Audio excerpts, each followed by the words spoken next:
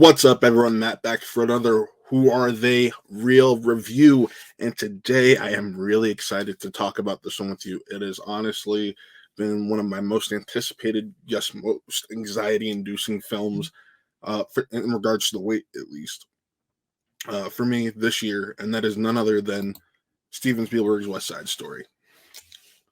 And to open up, I am just going to say that the West Side Story, the original 1961 film, is one of my favorite movie musicals of all time. I watch it at least once a year. I love that story. It's a story about power, passion, hate, and it's just phenomenal. So when I heard all those years ago that Steven Spielberg, one of my favorite directors of all time, was going to be remaking it, I was excited, scared, and skeptical all in one moment. This film, the original film, has a special place in my heart because my parents took me to see it at this thing at Playhouse Square we have here in Cleveland called Cinema at the Square, where each summer they would show old classic films, and I saw West Side Story for the first time on the big screen, and I I truly love that film with all my heart. It is one of my favorite musicals of all time. So this one was one of those ones that's been on my list for a while, and I just gotta say, I can't believe he did it. I know we shouldn't be doubting Spielberg at this point, but I can't believe that he actually pulled it off.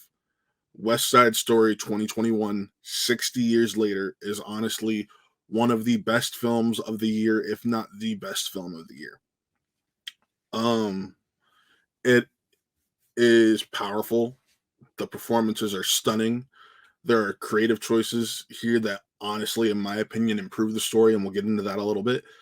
And it's just everything you could have wanted. And in all honesty, it felt like Spielberg was in love with filmmaking for the first time in years. This is without a doubt his best film within the last 20 years, maybe even longer.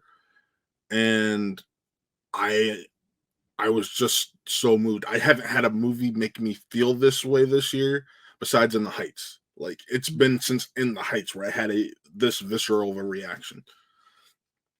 So we all know the story of West Side Story. It's a at the time a modern retelling of Romeo and Juliet in a different way, and you have the Jets and the Sharks, a white gang and a Puerto Rican gang fighting for territory, yada yada yada. Well, Tony and Maria fall in love. We know all that. But that's not why people are here. We know what West Side Story is. People want to know, in regards to this one, how Spielberg did it and how he pulled it off. And I think one of the most impressive things, which you in the beginning allows you to know how different this is actually going to be, is the fact that we don't have that 5-minute music prologue. This is, keep in mind, this film is 2 minutes longer than the original runtime wise, and we don't have the 5-minute prologue. We don't have the intermission, so we're already in longer territory. But something Spielberg does that the first, and I should say the original film, doesn't do, is he finds a way to make it feel like it's not just the Jets versus the Sharks. It's whites versus Puerto Ricans from the jump. And it's beautiful that way. This film is definitely more violent, but that's to come with how things have changed 60 years later and what you can do within film. So something that this film does really well is that opening. They make, instead of it just being two gangs following each other and there's the tension, you have the Jets walk into this Puerto Rican neighborhood and start defacing stuff. It is a power move. It is poignant, and it shows you how much they really don't care for Puerto Ricans as a people, not just as this one rival gang. And then we continue throughout other normal beats. We have the brawl, all that. Something different that they've done in regards to Tony is he's just out of prison, and staying with instead of working for Doc, he now works with Doc's wife, because in this film, Doc has died, and we're left with his wife, who is played by the lovely Rita Moreno. And I honestly feel like her character is an improvement on the character of Doc, because she essentially serves as Doc's as Doc here. She serves as Doc, but the difference is they make it known Doc married a Puerto Rican woman, so she has her foot in both sides of this affair, because she's like, yeah, I married a white boy, and I know that, but I'm still Puerto Rican, and although your buddies may see me as white because I married Doc, at the end of the day, I'm still Puerto Rican. So I'm going to be viewing this in a different manner. And she's like, Tony, you're better than this. You don't have to get involved. When Riff comes and asks him to be a part of the Rumble, and Tony's like, I can't. It violate my probation that I'm on from getting out. And then you get the Something's Coming, which Ansel Elgort, as much as I wanted to dislike him because of everything he allegedly going through, he's just so amazing in this film. He really is. And from there we go to Maria. And why am I going? It's just these subtle little changes. And this is the next one. Maria doesn't live with her family anymore. Bernardo and Anita are a couple who live on their own. It's not Bernardo and Anita living with their parents. It is Bernardo and Maria living with their parents. It is Bernardo's been over here for a bit.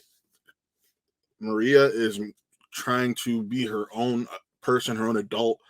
Bernardo, being the protective older brother, won't allow that. And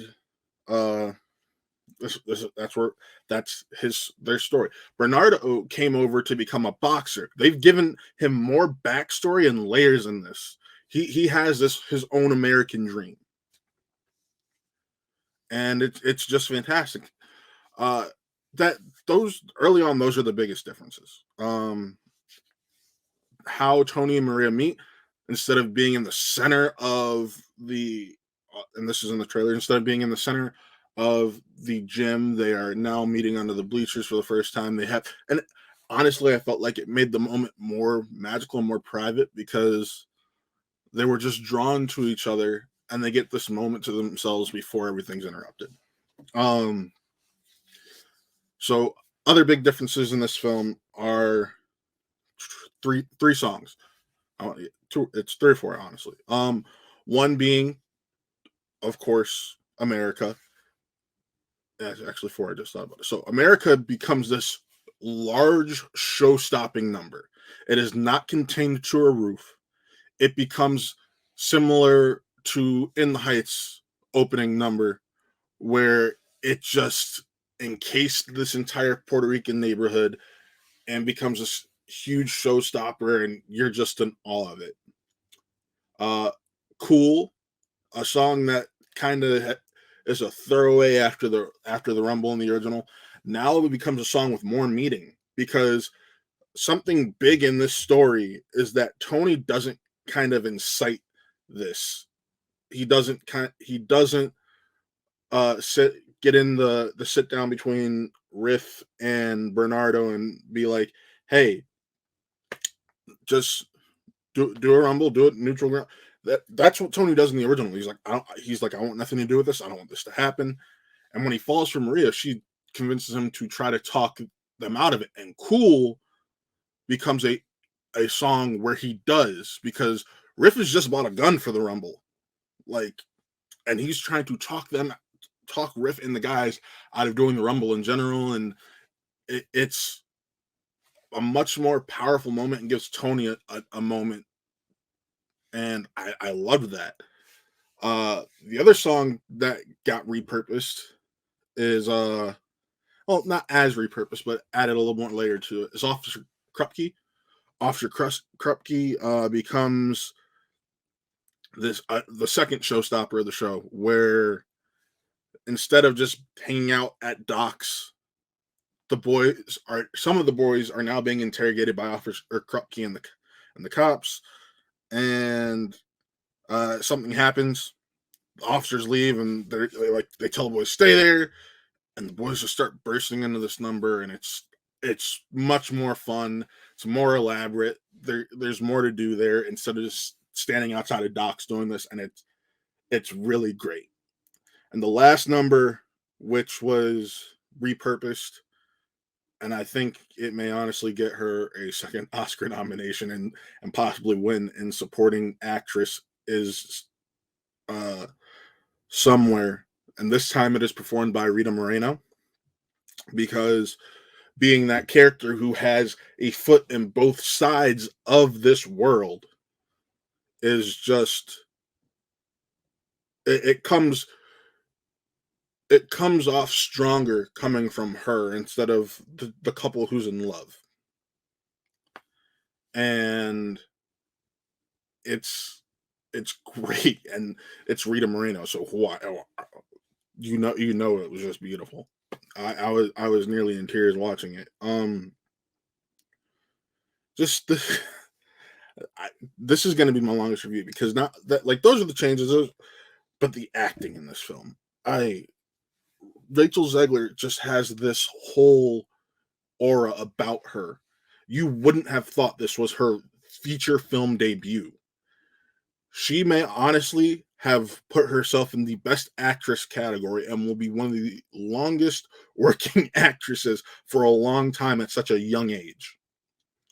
I loved her in this film. I mentioned Ansel Elgort. I know I was, even though he wasn't in the marketing, which I know was because of his allegations. Um, I was still worried because Tony is such this nuanced role. It's kind of, he's got to be charming and all this, and I didn't know if Ansel Elgort could pull it off, and he does, and that's why I hated how much I loved him in this role.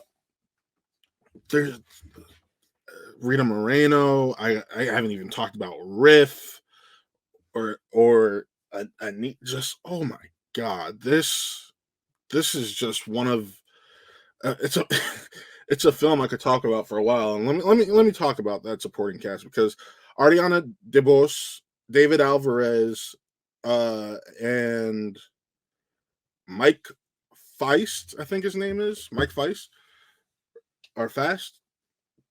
Um, they do a great job as Anita, as Bernardo, as Riff, and this film is just full of future stars. And honestly, Spielberg may win a few Oscars for it. This is the best film of the year, and if you couldn't tell by how long I'm going and how I'm gushing about this, I'm giving this film a 5 out of 5. This is a 5 out of 5 reels for me. Like, oh my god, this film. I'll say it. This film is better than the original. It really is, and I didn't think I'd see myself saying that. Uh, the only person who could have pulled this off was Steven Spielberg, and with that, I'm glad he did, because this shows you that sometimes passion projects, because it's been long known that West Side Story was Spielberg's passion project. Sometimes passion projects are the way to make a great film.